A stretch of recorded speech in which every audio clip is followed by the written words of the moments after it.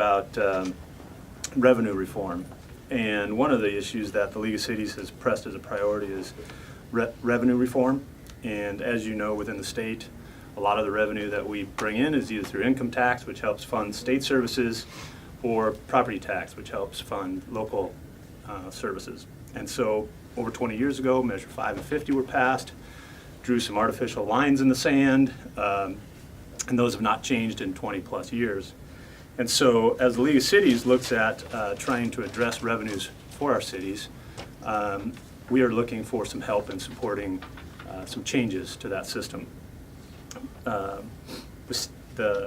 Currently, the state has to make up 2/3 of the funding for schools.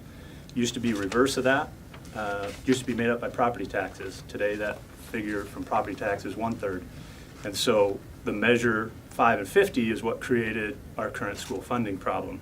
It's also created a funding problem within our communities as far as cities go with compression.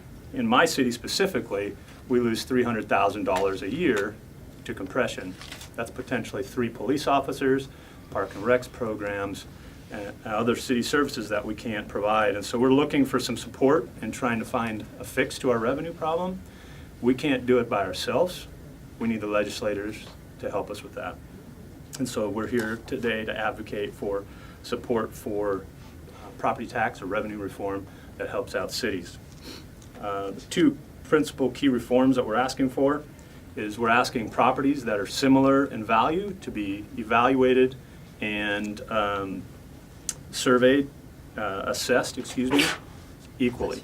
Currently we have similar properties, whether it's in housing, residential housing, but also in business properties that are exactly the same, but may be disparate in thousands of dollars in taxation each year.